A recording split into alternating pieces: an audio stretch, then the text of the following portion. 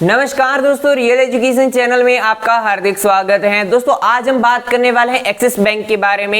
Axis bank के बारे में जानेंगे, यहाँ पे लिबर्टी अकाउंट के बारे में। लिबर्टी अकाउंट में क्या क्या चार्जेस हैं, कैसे आप खुलवा सकते हैं, क्या एलिजिबिलिटी है, क्या डिसएडवांटेज है, क्या एडवांटेज है, किस तरीके से क्या चीजें रहती है, फीचर्स वगैरह A to Z जानकारी जानने वाले हैं। पर यहाँ पे मैं आपको सबसे पहली चीज एक हिंट दे देता हूँ, यहाँ पे आपके हिडन चार्जेस बहुत ज्यादा है। सभी हिडन चार्जेस को मैं यहाँ पे कवर करने वाला हूँ। वीडियो थोड़ा लंबा हो सकता है पर आपके लिए ये ज्यादा बेनिफिट रहेगा, आप वीडियो को अंत तक देखते रहिए।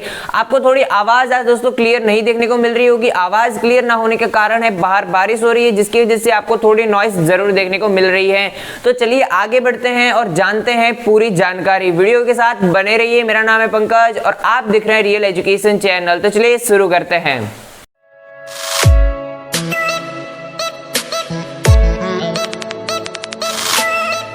रुकिए आगे बढ़ने से पहले चैनल को सब्सक्राइब करना और बेल आइकन दबाना बिल्कुल मत भूलना।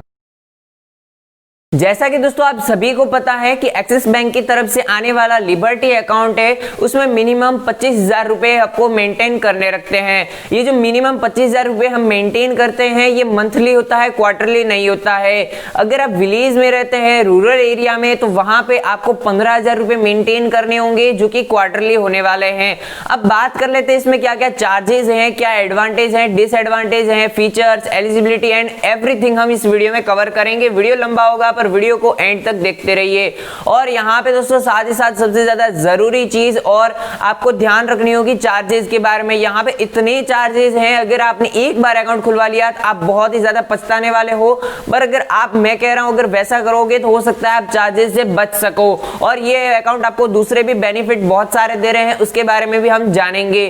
तब बात कर लेते हैं सबसे पहली चीज, एलिजिबिलिटी। आपको अकाउंट कैसे खुलवाना है? तो आपको अकाउंट खुलवाने के लिए सिर्फ और सिर्फ अपना एड्रेस प्रूफ देना है और अपनी आइडेंटिफिकेशन देनी है। अगर आप पैन कार्ड, आधार कार्ड, दो चीजें देते हैं, इनको सबमिट करते हैं तो वो आपका अकाउंट खोल के दे देंगे। याद रहे आप इंडियन होने चाहिए। अगर आप इंडियन रेजिडेंस के हैं तभी आपका अकाउंट खुलेगा। अगर आप फॉरेनर हैं तो फॉरेनर का एक्सिस बैंक में इस अकाउंट नहीं खुलेगा, आपका लिबर्टी अकाउंट एक्सिस बैंक में नहीं खुलेगा अगर आप फॉरेनर हैं। तो बात कर लेते हैं मेन चीज, मेन टॉपिक की आखिरकार हमें क्या क्या फायदे देखने को मिलते हैं, क्या लिमिट्स देखने को मिलती है एटीएम कार्ड की। तब यहाँ पे एटीएम कार्ड है वो दोस्तों आपको 500 रुपए देने होंगे प्लस जीएसटी जब आपको एटीएम कार्ड मिल जाता है। और याद रहे आपको एटीएम कार्ड जब मिलता है आप 500 रुपए प्लस जीएसटी देते हैं, पर ये तो पहली साल के लिए होगा। अगर आप दूसरी साल उसको जारी रखते हैं, मतलब एटीएम को आप एक्टिवेट रखते हैं, तो आपको 300 रुपए प्लस जीएसटी देना होगा पर ईयर। तब बात कर लेते हैं आगे आपको क्या क्या इसमें लिमिट्स देखने को मिल जाती है। यहाँ पे आप 50,000 रुपए एक दिन में निकाल सकते हैं एटीएम मशीन से, ये आपको बहुत ही बढ़िया लिमिट देखने को मिल जाती है। 3 लाख रुपए का आप ऑनलाइन ट्रांजैक्शन, शॉपिंग वगैरह कर सकते हैं। दोस्तों आप में से काफी लोगों ने ये पूछा था स्पेंडिंग के बारे में। अगर हम 25,000 रुपए स्पेंड कर देते हैं तो क्या हमें 0 रुपए मेंटेन करने की जरूरत होगी?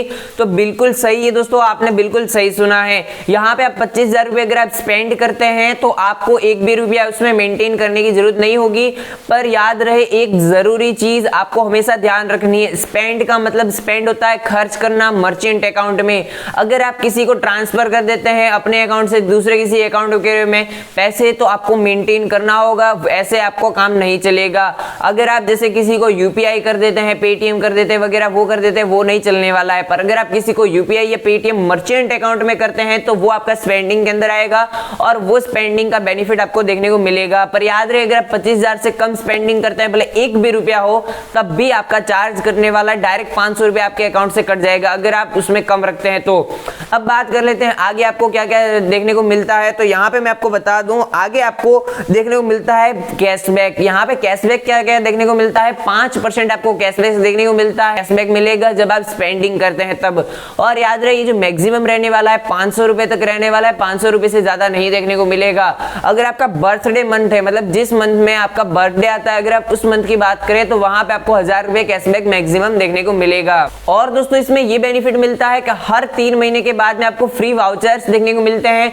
वो फ्री वाउचर आप अपने हिसाब से ले सकते हैं। जैसे जोमेटो का, अमेजोन वगैरह का, जितने भी इनकी वेबसाइट्स है जिनके साथ इनका टाई अप रहता है, उन सभी से आपको वाउचर्स देखने को मिलते रहेंगे हर 3 महीने के बाद में, बिल्कुल फ्री ऑफ कॉस्ट, जिसको आप रिडीम कर सकते हैं ऑनलाइन, वो भी उनकी वेबसाइट से।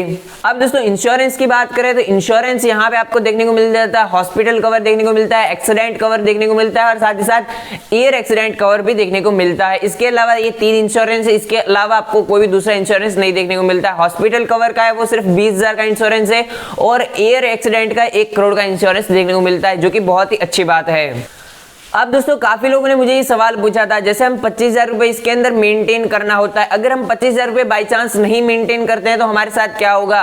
तो दोस्तों आपका डायरेक्टली 150 रुपए चार्ज कट जाएगा अगर आप 25,000 रुपए अंदर नहीं रखते हैं तब। और याद रहे दोस्तों, जो 150 रुपए है ये मिनिमम है, अगर आप 5-10 हजार से ज्यादा रख लेते हैं तो आपका 500 रुपया तक चार्ज कट सकता है। वो बैंक के ऊपर डिपेंड होगा, हर एक 100 रुपए के चार्ज के 100 रुपए कम होने के ऊपर 10 रुपए का चार्ज लगता है, पर मिनिमम है आपका 150 रुपया चार्ज कट जाएगा एक ही बार में। अब दोस्तों बात कर लेते हैं जो कि मुझे इस एक्सिस बैंक की इस अकाउंट की सबसे बहुत ही घटिया बात लगी, ये बहुत ही ज्यादा बुरी बात है। सिर्फ और सिर्फ आपको 5 ट्रांजेक्शन फ्री मिलते हैं, मतलब आप 5 से ज्यादा ट्रांजेक्शन फ्री नहीं कर सकते हैं। आप 25,000 रुपए मेंटेन कर रहे हैं और उसके बदले सिर्फ और सिर्फ बैंक को आपको 5 ट्रांजेक्शन ही फ्री दे रही है। अगर आप 5 से ज्यादा ट्रांजेक्शन करना चाहते हैं तो आपको पर ट्रांजेक्शन के ऊपर 1,000 के ट्रांजेक्शन के ऊपर आपको 5 रुपए देने होते हैं। ये तो सब लोग बताते हैं पर ये सच नहीं है। इसका हिडन चार्जेस दोस्तों रहता है 150 रुपया। आपका 150 रुपया मिनिमम कट होगा, मतलब समझ लीजिए अगर आपने 5 से ज्यादा ट्रांजेक्शन करने हैं, भले आप डिपॉजिट करें या विड्रॉल करें, तो आपका डायरेक्टली दोस्तों यहाँ पे पैसा कितना कट जाएगा, आपका डायरेक्टली पैसा यहाँ से कट जाएगा 150 रुपए।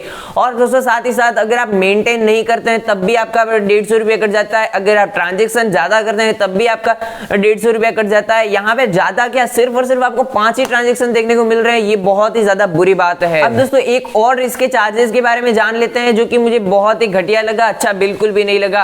अगर आप बैंक में जाते हैं, आपका दोस्तों जो मान लीजिए आप बैलेंस है, अगर आपको किसी अर्जेंटली किसी को पैसे ट्रांसफर करने, तब आप क्या करोगे, डायरेक्टली आप अकाउंट में पैसे जमा करवाओगे और किसी और को भेज दोगे। तो यहाँ पे अगर आप किसी हॉलीडे के दिन अगर आप किसी CRM मशीन मतलब ATM मशीन में जाते हो, आपका जो भी ATM मशीन है वहां पे आप पैसे डिपॉजिट कर देते हो, अगर वो दिन हॉलीडे हुआ, मतलब अर्जेंट, कभी भी अर्जेंट हो सकता है, उसको अर्जेंट कोई भी चीज होती है वो कभी हॉलीडे वगैरह कोई दिन नहीं देखती है, वो डायरेक्टली कभी भी हो सकती है।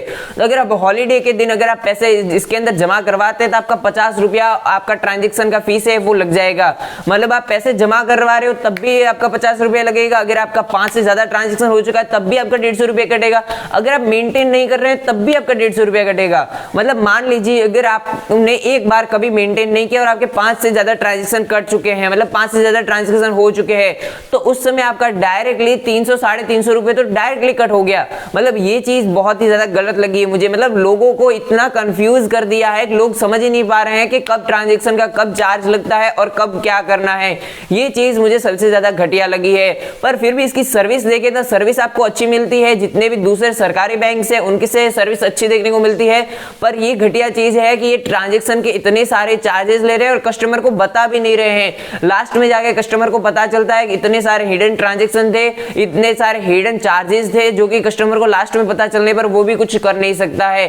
तो ये चीज आपको हमेशा ध्यान रखनी है। मेरा फर्ज था आप तक ये पूरी इंफॉर्मेशन पहुंचाना, कौन कौन से ट्रांजैक्शन रहते हैं। अगर आपको ये अच्छा लगा है तो वीडियो को लाइक कर दीजिए, और आपको लगता है कि मैंने आपकी कुछ मदद की है तो चैनल को सब्सक्राइब जरूर करना। अपना फीडबैक कमेंट में देना बिल्कुल मत भूले।